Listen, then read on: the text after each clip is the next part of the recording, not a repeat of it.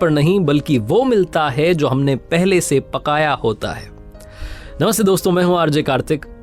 एक ऐसी महिला की कहानी जो अपने जीवन में संघर्ष के दौर से गुजर रही थी, बड़ी समस्या का सामना कर रही थी, लेकिन अपने चेहरे पर मुस्कान बनाए रखती थी, लोगों की मदद करने का भाव रखती थी।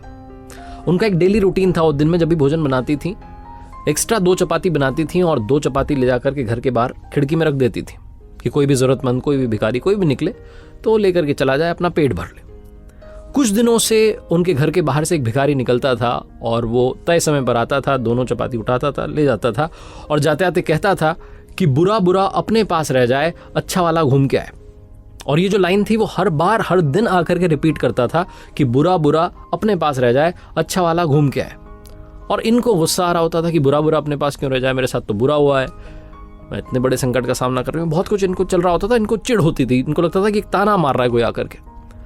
वो जब भी आता था उसका रूटीन बन चुका था, उसे मालूम था कि 2 चपाती मिल जाएगी, ज़्यादा परेशान होने की ज़रूरत नहीं है। वो निकलता था और यही बात कहता था।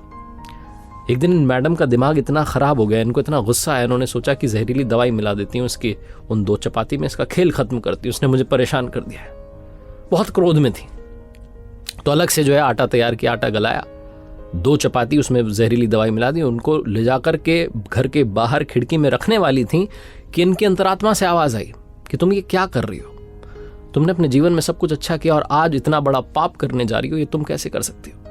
वो जो अंतरात्मा की, जो इनर सोल की आवाज़ थी, इन्होंने सुनी, 2 चपातियाँ वहाँ से उठाई, जाकर के गला दी, उनको नष्ट कर दिया। फिर से आटा गलाया, फिर से 2 अच्छी चपाती बनाई और ले जाकर के बाहर खिड़की में रखी। थोड़ी देर के बाद में जो समय पे आता था भिखारी, वो आया, उसने वो चपातियाँ उठाई और वही बोल के गया कि बुरा बुरा अपने पास रह जाए, अच्छा वाला घूम के आए। ये जो महिला थी, इनका बच्चा 2 साल से गायब था, मिल नहीं रहा था।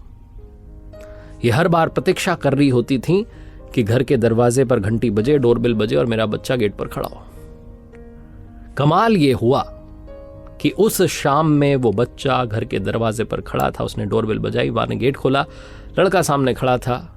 ये बहुत खुश हुई, ऊपर वाले को धन्यवाद देने लगी। बच्चे से पूछने की थी कहाँ थे, क्या हाल में थे। लड़के ने बताया कि इधर उधर पता नहीं कितने राज्यों में से घूम करके यहाँ पहुँचा हूँ माँ, मैं कल शाम में आ जाता हाईवे पर, लेकिन मैं इतनी ठंड में परेशान हो रहा था, मुझसे चला नहीं जा रहा था, मैं कमज़ोर महसूस कर रहा था, वहीं सो गया। मेरी नींद जब दोपहर में खुली तो मैं बहुत बुरे हाल में था। एक भिखारी वहाँ से निकल रहा था, वो मेरे सामने 2 चपाती और थोड़ी सब्जी उसके पास पता नहीं कहाँ से उसने रख के चला गया।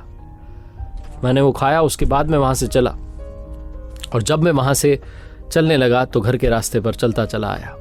माँ, उस भिखारी का धन्यवाद जिसने मेरी जान बचा ली। मैं भूख से बहुत परेशान था, बहुत दिनों से खाया नहीं था।